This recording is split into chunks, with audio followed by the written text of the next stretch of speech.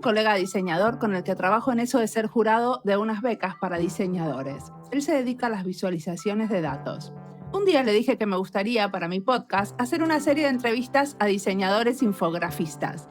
Y al día siguiente me pasó una lista de como 10 diseñadores repartidos en el mundo haciendo esto y que hablan castellano.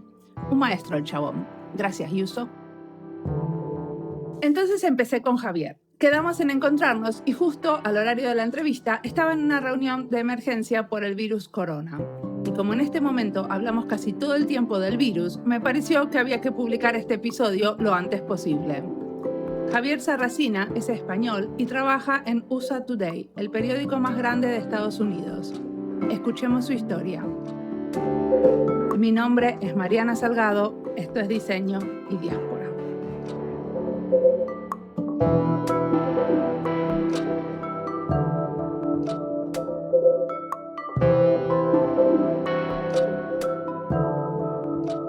Bueno, pues soy Javier Sarracina, soy un infografista, yo vengo de España, soy nacido en Bilbao, empecé trabajando en El Correo, un periódico de Bilbao, en España, hace más de 30 años, haciendo infografías de noticias, y de allí, en el 2003, fui a Estados Unidos para aprender a hacer infografía online. Fui a un periódico americano que se llama el San José Mercury News, estuve allí 1 año y medio. Volví a España, donde seguí trabajando en periódicos, y en el año 2007 me mudé a Estados Unidos ya definitivamente para ser el director de gráficos del Boston Globe. En Boston trabajé 7 años siendo el jefe de la sección de gráficos, haciendo gráficos para el periódico, y de allí me mudé a Los Ángeles para trabajar en Los Angeles Times. Era editor de gráficos y hacíamos gráficos para el periódico tanto en papel como en online. Estuve allí 2 años y luego fui a Vox, que es un medio online en Washington. Allí aprendí cómo hacer gráficos en vídeo. En Vox hacíamos muchos vídeos y estuve allí unos cuantos años también. Y ahora, desde este verano, soy el director de gráficos del USA Today, que es el mayor periódico de Estados Unidos. Es uno de los pocos periódicos en Estados Unidos que tiene difusión nacional y trabajamos para un grupo, una cadena que se llama Gannett, que tiene más de 250 periódicos en todos Estados Unidos y hacemos gráficos para todos los periódicos de la cadena. Bueno, y vamos a contar algo que hoy nos costó encontrarnos porque estabas con la emergencia que produce hacer gráficos en relación al virus, a corona, ¿no? Sí, así es, claro. Esta es una de las noticias principales ahora en Estados Unidos y en el mundo. Desde hace unas semanas, uno de los temas principales de la actualidad periodística es el virus corona, y entonces estamos haciendo un montón de gráficos pues de todo tipo para explicar a nuestra audiencia pues todo lo relacionado con la prevención del virus, con las noticias sobre el virus, y para hacer conocer a la gente un poco más qué es esta enfermedad y cuáles son sus dimensiones, porque esta es una gran noticia y es difícil visualizar, pero esta es una noticia que para entenderla realmente se necesitan gráficos, se necesitan mapas, se necesitan gráficos estadísticos, se necesitan diagramas, se necesita un montón de visualizaciones. Bueno, una de las cosas que yo vi es que ustedes tienen, por ejemplo, hasta instrucciones para la población, qué tipo de cosas tienen que comprar si les llega a pasar que tienen que estar en cuarentena. Así es, sí. La crisis del virus es una noticia que abarca muchísimos niveles. Es una noticia económica, es una noticia porque, claro, esto afecta a los mercados, esto va a afectar a la economía. Es una noticia política, porque afecta a cómo el gobierno, cómo los distintos gobiernos están enfrentándose. Es una noticia de relaciones internacionales, en la que muchos países, las relaciones entre los países, pues va a ser una cosa fundamental. Pero sobre todo es una noticia que afecta a la audiencia de un modo personal. La gente se pregunta, bueno, ¿yo qué tengo que hacer, ¿no? ¿Qué puedo hacer para proteger mi salud y mi familia? Y en ese aspecto, los gráficos que estamos intentando hacer intentan responder a esas cuestiones, a todas estas cuestiones. Pero una de las fundamentales es eso, cómo proteger a mi familia y a mi salud. Y entonces nosotros les damos gráficos pues desde los síntomas a recomendaciones de lo que tienen que hacer para protegerse, lavarse las manos, evitar espacios públicos, o la lista de la compra, o todo este tipo de información muy cercana, ¿no?, a la audiencia, porque esa es una de las formas importantes de acceder a la audiencia. Y este tipo de información, ¿ustedes la trabajan, estas visualizaciones, conjuntamente con las autoridades en salud? Bueno, el periódico trabaja con muchas fuentes. Nosotros tenemos fuentes en el sistema sanitario, tenemos fuentes en el gobierno y tenemos fuentes en todas partes. Pero claro, no trabajamos con ellos de una forma periodística. Nosotros les hacemos las preguntas y ellos nos responden. No somos el periódico en Estados Unidos y en el mundo en general no depende del gobierno.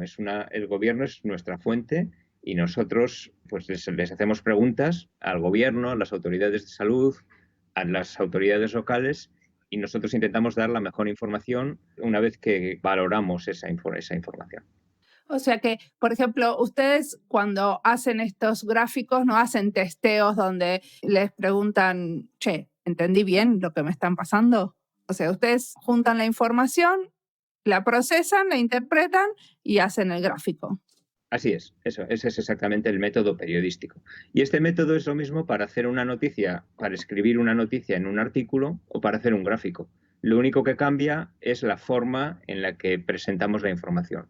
Si tú eres un reportero, vas a escribir con tu procesador de textos o en tu libreta, vas a escribir la historia de una forma verbal, de una forma escrita.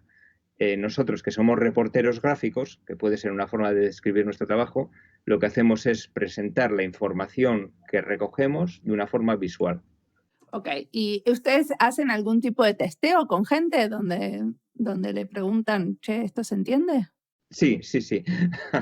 Lo hacemos bueno, esto depende también del tiempo que tenemos para el gráfico, porque hay muy distintos tipos de gráficos. Hay gráficos que son de actualidad inmediata, si hay una noticia, si algo surge, si un crucero de repente es en cuarentena, pues eso lo tenemos que publicar muy rápido, lo tenemos que publicar en unas cuantas horas. Si es un proyecto un poco más largo, si tenemos un par de días, lo que tenemos es tenemos un pequeño grupo de test al que mandamos un link privado y ellos nos dan algunas sugerencias de uso y a la vez vemos también cómo el tiempo que pasan en la página y cómo están interactuando con la página. O sea que en este momento, con esto de corona, como están visualizando la emergencia, hay poco tiempo para este tipo de cosas, supongo. Hay poco tiempo para el testeo fino de usar los interfaces. De todas formas, nosotros cuando publicamos cualquier página, obviamente estamos viendo cómo la gente interactúa con la página por los medios tradicionales de tráfico, ¿no? Por Chartbeat o Parse.ly o estos métodos de feedback, básicamente. De feedback, de ver cómo la gente interactúa con la página. El tráfico, obviamente, es el primero. Si mucha gente está consultando nuestras noticias, eso es bueno, porque vemos que la gente tiene interés. Si la gente de algún modo no tiene tráfico, vemos, pues esto hay que cambiarlo porque porque de algún modo no les está llegando. Entonces ese es el primer nivel de testeo. Y luego ya, cuando demandan del usuario alguna interacción, entonces nosotros en esos casos hacemos algo más de testeo dentro de la casa antes de publicar la noticia. Y supongo que parte de lo que están haciendo en relación al virus también es como demoler algunos rumores, ¿no? Porque entre otros rumores que yo escuché es que en Estados Unidos bajó mucho la venta de la cerveza Corona. Sí, es verdad. Es verdad. Y esto es una cosa muy importante, porque cuando hay una epidemia hay siempre mucha desinformación y muchos rumores.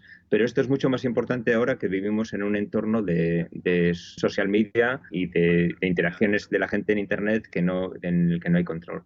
Entonces, nosotros nos damos cuenta de que nuestra labor es doblemente importante. Por un lado, tenemos que presentar una información que es científica, que es veraz y que está comprobada por los expertos, pero por otro lado tenemos que desmentir rumores e información falsa que está presentada en la red, bien por ignorancia o bien a propósito porque sirve una agenda determinada. En el caso de la cerveza Corona, pues bueno, esto parece que es más un rumor, que pues es un rumor ignorante, ¿no? Una tontería. Pero también estamos viendo que hay actores políticos que están usando la crisis de coronavirus para promover su agenda política. Esto es grave, es una cosa grave porque, claro, cuando hay una epidemia, la información veraz es algo que es un bien de salud pública y como tal debe ser tomada con mucha responsabilidad. ¿Y te pasó alguna vez no te digo en este caso, pero en casos anteriores donde la editorial te censuró algún tipo de visualización? Porque, bueno, una visualización es una interpretación, ¿no? Y siempre una interpretación es política. Así es. Sí, eso es una gran verdad, pero nunca he tenido ese caso. La prensa norteamericana en ese aspecto es muy independiente. El poder de la prensa como un árbitro de las relaciones de la comunicación se toma muy en serio. Entonces, nosotros cuando publicamos una noticia o cuando publicamos una visualización, que como bien dices, no hay visualización neutral, todas tienen un valor político, pero siempre pensamos que lo principal es que sea una información veraz, que sea una información que sea útil para el público y que sea una información que está confirmada. Entonces, en ese aspecto, yo nunca he tenido caso de que la dirección o los dueños de la empresa me digan, no, no puedes publicar esto, porque esa labor de filtros y de edición se hace antes de que algo se publique. Me ha pasado, y me ha pasado frecuentemente, que a veces he cometido errores, pues de buena fe. A veces, qué sé yo, pues me he equivocado al dar un dato, o me he equivocado o un interactivo no ha funcionado bien, o simplemente no tenía toda la información. Cuando pasa esto, lo que hay que hacer es, hay que dar una fe de correcciones, hay que publicar la corrección, decir al público, pues por error, por error humano, por error técnico, nos hemos equivocado, este es el dato correcto. ¿Y quién decide qué es lo que hay que visualizar? ¿O cómo se dan cuenta, hey, esto tiene mucho para visualizar y vale la pena hacer un video? Sí, esa es una pregunta muy buena. Eso lo decidimos siempre nosotros. Somos periodistas visuales y como periodistas visuales lo que hacemos es lo mismo que hace un periodista escrito. Nosotros pensamos en los temas, pensamos que puede interesar a nuestra audiencia, pensamos cuáles son los temas en los que una información visual es más adecuada que una información escrita y nosotros somos los que vamos a la reunión editorial, como cualquier otro reportero, y decimos, bueno, pues hoy vamos a hacer una visualización de este tema, vamos a hacer una visualización de las consecuencias económicas de la crisis del coronavirus. Y entonces esto se discute en la reunión editorial como se haría con cualquier otra historia que es publicada. Yo creo que los profesionales que hacen gráficos son periodistas que tienen sus propios temas y nosotros proponemos temas del mismo modo que un redactor de economía, que un redactor de deportes o que un redactor de local propone temas. Yo lo que no hago es esperar a que me venga un redactor de local o de economía a decirme, he hecho esta historia y creo que este gráfico estaría bien. No, nosotros tenemos que ser proactivos. Nosotros tenemos que decir, en esta historia deberíamos hacer un mapa o deberíamos hacer unos gráficos o un diagrama y proponerlo directamente a la dirección del periódico, a la gente que se ocupa de planificar los contenidos cada día. Perfecto. ¿Y cómo se decide que de algo van a hacer un video, un interactivo o una imagen en 2D? Esta es una ecuación importante de cómo utilizar los recursos y cuándo un medio, que puede ser el video o la interactivo, es mejor que otro para contar exactamente la información que quieres transmitir. Y la mayoría de las veces la mejor inversión es hacer una imagen estática. Una imagen estática que no interactúas, que no necesitas. Porque muchas veces lo que tú quieres es dar una información sencilla, que se pueda ver rápido en tu móvil, que se pueda distribuir. Y entonces muchas veces la forma más sencilla es la forma que es más fácil de producir y de compartir. Ahora bien, hay ocasiones en las que tú igual necesitas movimiento. Entonces, igual esto necesita ser un vídeo porque necesito movimiento. Entonces, pues si ese es el caso, lo hacemos un vídeo. Hay veces en lo que necesito interacción.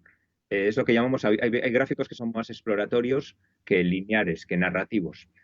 En esos casos, pues igual decimos, bueno, pues igual tengo que hacer un gráfico, tengo que crear una página interactiva que permita a la audiencia poner unos parámetros y decir, pues yo quiero saber ¿qué riesgo tengo de tener coronavirus si soy un joven de 27 a 30 años que vivo en California? Si hay que incluir parámetros, si hay que incluir entonces eso lo tengo que diseñar.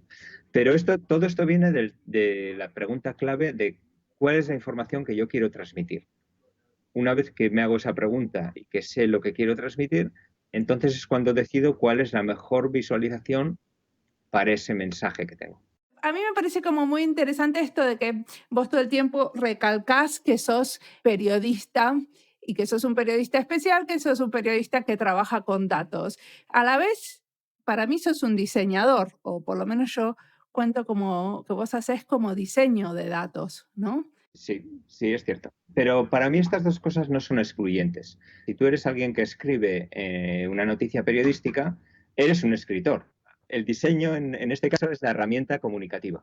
Y claro, uno tiene que respetar, tiene que entender las normas del diseño para aplicarlas de tal forma que la comunicación se hace más clara. En ese aspecto, siempre digo, yo soy un diseñador, no soy un artista. Yo lo que estoy haciendo con el diseño no es presentar una inspiración personal o unas experiencias personales. Yo lo que estoy haciendo es, yo utilizo el diseño para que los datos que yo expreso visualmente sean más claros y más fáciles de comprender para el lector. Y en ese aspecto el diseño es muy importante, es importantísimo, porque lo que me ayuda el diseño es a organizar, a crear jerarquías, a hacer que la comunicación sea más eficiente, más rápida, más clara. Yo no es la estética, no es lo que más me importa. Para mí lo más importante es que la información sea clara, sea relevante, sea precisa, sea veraz, y el diseño me ayuda enormemente a comunicarme.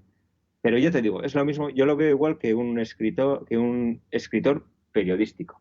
Tú estás escribiendo sobre algo, tú necesitas dominar ese lenguaje, necesitas dominar la gramática, necesitas dominar las técnicas narrativas de la escritura. Pero no estás escribiendo poesía, estás escribiendo sobre un tema real para una audiencia que necesita conocer la información de ese tema.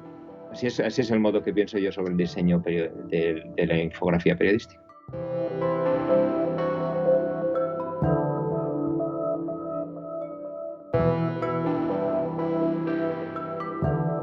Un tema que Javier toca y es algo que me da vueltas en la cabeza en este momento es eso de ser proactivo o reactivo como diseñador. Javier dice que él propone sus propios temas como cualquier periodista y no se queda esperando que alguien se le acerque con una propuesta.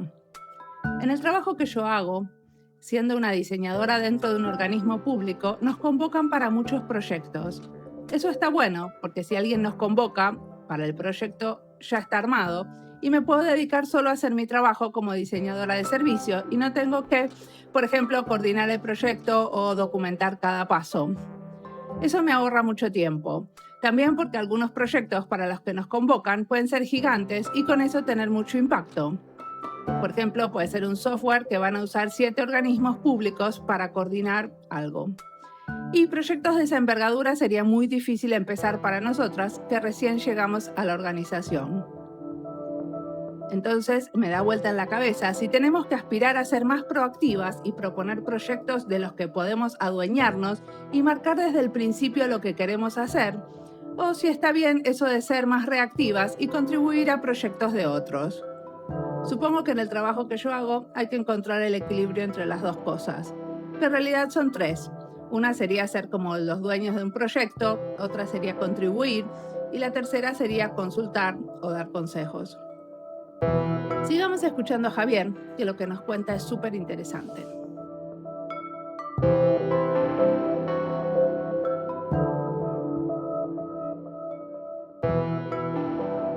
¿Y hay algún proyecto especial? Porque ahora hablamos un montón del corona, pero vos quizás querías hablar de algún otro proyecto que te haya especialmente encantado.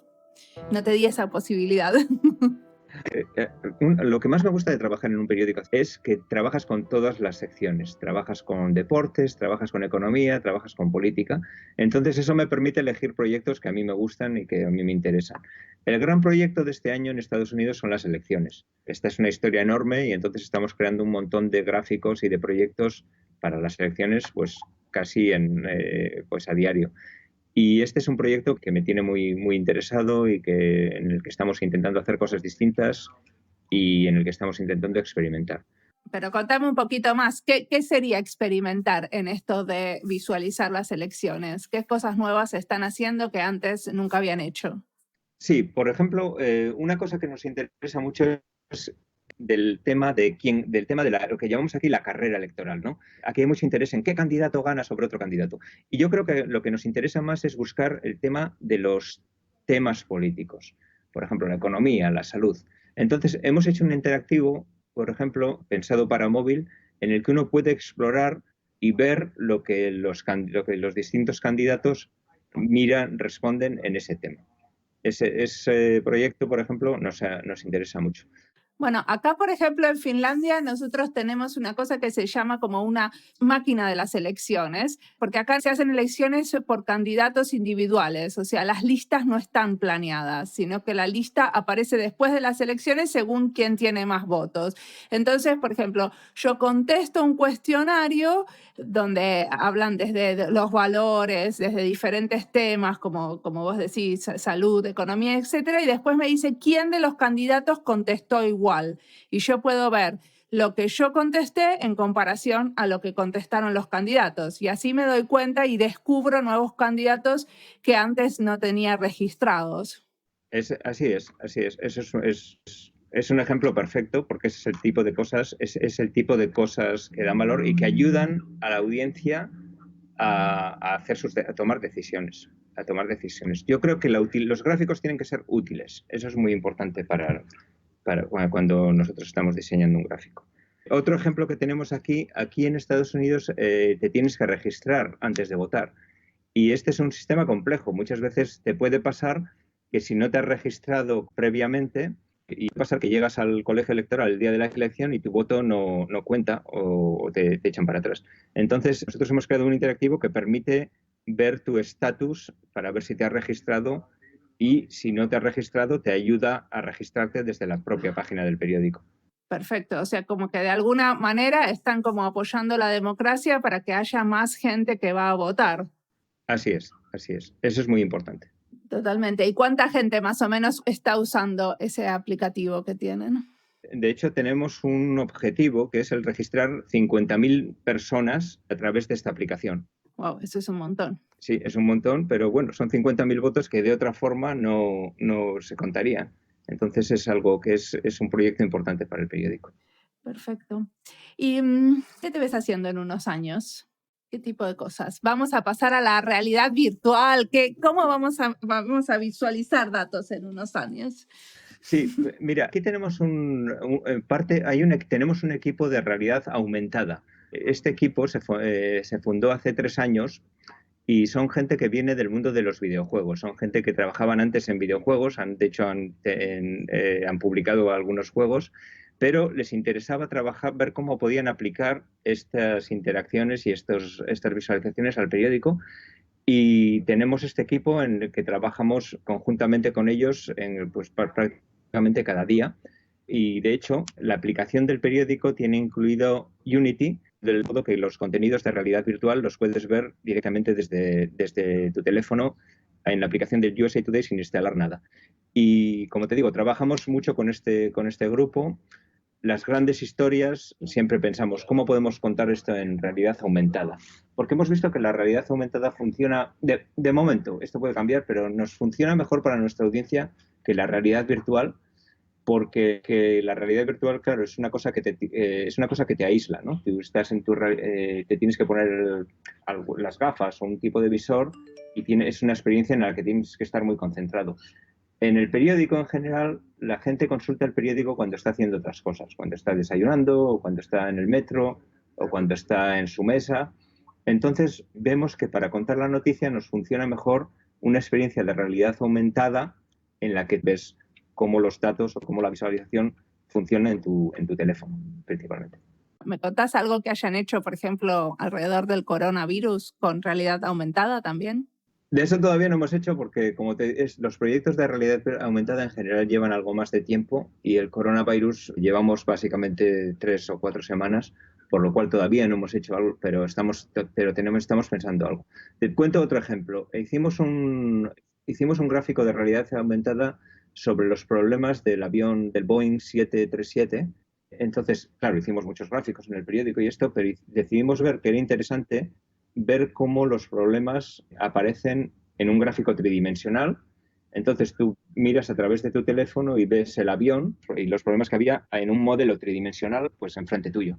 Entonces, este tipo de información en 3 dimensiones es perfecto para la realidad aumentada, porque te permite ver algo desde todos los ángulos, te permite ver el movimiento enfrente tuyo, tiene muchas posibilidades para todo lo que es la infografía. Bueno, entonces volvamos a la pregunta que te hice antes. ¿Qué te ves haciendo en unos años? Porque esto ya está pasando, la realidad aumentada. Bueno, yo en unos años espero retirarme, porque llevo ya más de 30 años trabajando en esto de gráficos. Y una cosa que me interesaría mucho sería retirarme y dedicarme a disfrutar de los gráficos en lugar de hacerlos. A mí hay una cosa que me interesa mucho en los gráficos, me interesa mucho los videojuegos. Creo que la narrativa interactiva, que llamamos juegos porque no tenemos una palabra mejor para definirla, pero esas experiencias interactivas yo creo que son muy útiles desde el punto de vista desde todos los puntos de vista. Yo creo que es el arte no del futuro, creo que es el arte de este siglo y a mí me interesan mucho las posibilidades narrativas y las posibilidades informativas de los videojuegos entre comillas, porque muchas veces no son juegos, son experiencias o son narrativas o son simulaciones. Pero sí, eso es algo que me apasiona y yo estoy aprendiendo más sobre esto y lo que aprendo lo uso de momento en mi trabajo, pero sí que me gustaría en algún momento utilizarlo de algún modo más personal y no siempre para el periódico o para el trabajo. ¿Y qué cosas te inspiran en este momento? ¿Qué estás leyendo, escuchando? ¿Qué cosas me inspiran? Bueno, pues fíjate, como estoy obsesionado con el coronavirus, estoy leyendo un libro sobre la pandemia de la gripe española en 1918. Pero otra cosa que me inspira mucho es, bueno, yo naturalmente sigo todas las revistas y todos los medios para ver lo que hacen mis compañeros y eso es algo que siempre me ha inspirado, ver lo que hacen los departamentos de gráfico del New York Times, del Washington Post, todos los otros medios es algo que siempre me inspira y me alegra. Ver lo que hacen Google en su laboratorio de información periodística es algo que también es muy, muy inspirador. Y en ese aspecto eso me inspira. Y otra cosa que me inspira mucho es cuando hay una epidemia, yo creo que una de las cosas más eficaces para luchar contra una epidemia son los gráficos. Y esto ha sido así desde el mapa del cólera de John Snow en la epidemia del cólera en Londres en el siglo XVII. Si tú quieres comprender una gran noticia con grandes números y un gran componente geográfico, lo más importante para vencer una epidemia es la información. Es la información porque eso te va a permitir aplicar tus recursos. Una epidemia, por definición, es algo viral, es algo incomprensible. Son de datos en tiempo real, ves que los casos suben, ves que el mapa se extiende. Y lo que necesitas es entenderlo, es comprenderlo para planear tu respuesta. Y esto se aplica desde tu respuesta personal a tu respuesta como gobierno, como país, como comunidad. Entonces, eso es algo que me inspira, porque pienso, bueno, estos gráficos que estamos haciendo son realmente algo muy importante desde el punto de vista de la salud pública, porque lo que estamos haciendo con estos gráficos, estamos diciendo a la gente, estamos dando información a la gente que le va a permitir pensar sobre las medidas y sobre la respuesta que van a tener a esta crisis internacional. Entonces, esa es mi inspiración, es decir, bueno, lo que estamos haciendo, sí, yo siempre he pensado que lo que hacemos tiene un valor para el público, pero en este caso yo creo que esto es incluso más. Bueno, es trabajar para una emergencia internacional, ¿no? Así es, así es. Así es. Y muchas veces pensamos eso, que la respuesta, hombre, ciertamente la salud pública, los trabajadores de sanidad son la primera línea, pero yo pienso que la información es, y los expertos nos lo dicen, es muy importante en el caso de una epidemia la información clara, veraz y adecuada y rápida es algo fundamental. Perfecto. Bueno, te agradezco muchísimo esta entrevista y que te hayas hecho tiempo en el medio del caos que debe producir estar haciendo noticias en relación a esta emergencia. Gracias a ti, Mariana. Un placer hablar contigo.